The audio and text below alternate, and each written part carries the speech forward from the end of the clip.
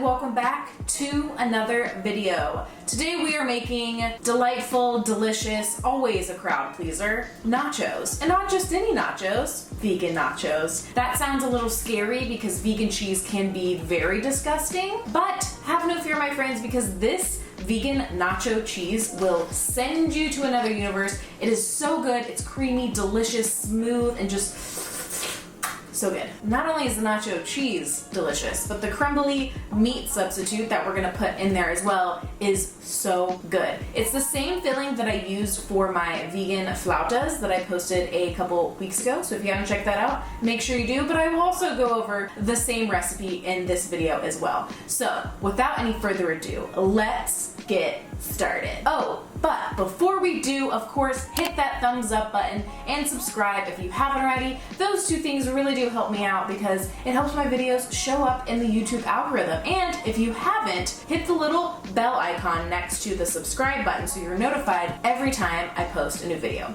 Okay, let's really get into it. To start off our nachos, we're gonna make our meaty crumble that's not actually meat. It's made from tempeh and mushrooms. And I know tempeh looks really scary. This is what it is. It's basically fermented soybeans, but I promise you it's delicious if you make it correctly. So to make it, you're gonna steam it first for 15 minutes. That's the key to take the bitterness out of it.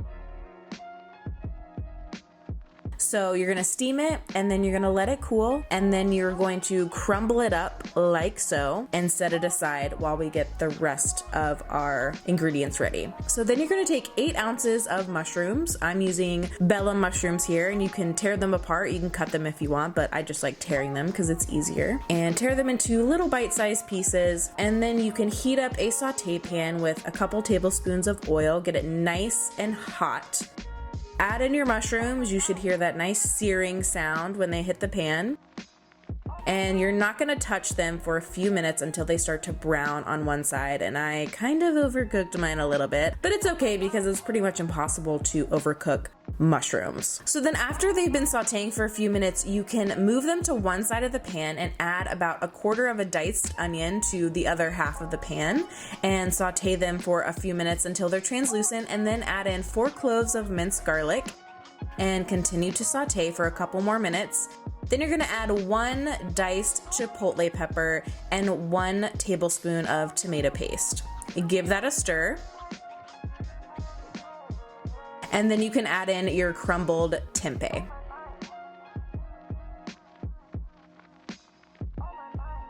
Then you can add your spices. So I'm adding 1/2 teaspoon of smoked paprika, 1/2 teaspoon of chili powder, 1/2 teaspoon of cumin, 1/4 teaspoon of coriander, and a few pinches of salt. Stir that around so the spices can get nice and toasty. And then you can add in a few tablespoons of water or vegetable stock to add some moisture back into the mixture. Otherwise, it'll get a little bit too dry. Then you can remove it from the heat and add on a squeeze of fresh lime juice and adjust your seasoning as you need to. I added a few more pinches of salt, and then you can set this aside until you're ready to assemble your nachos.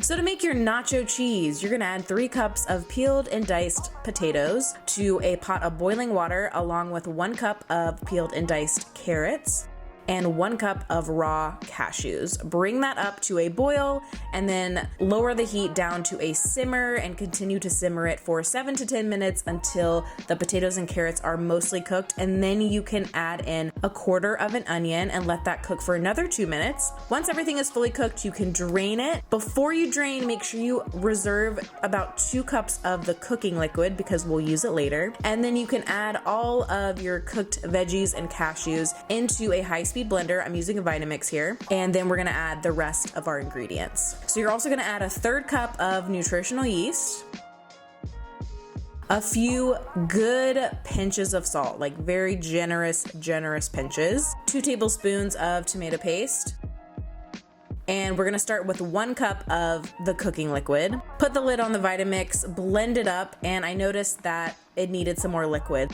So I added in another cup of the cooking liquid while the blender was going, and this is what it should look like when you're done. Look how delicious and creamy it looks.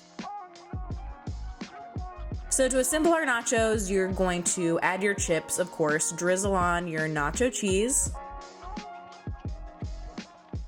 and then you can crumble on your faux meat crumbles. And then I like adding on some shredded butter lettuce. You could use romaine too, iceberg, whatever you want. And I also add on some diced cherry tomatoes, some black olives, some homemade cashew sour cream, and a dollop of homemade guacamole. And then I top it all off with some fresh cilantro. And that is how you make delicious vegan nachos.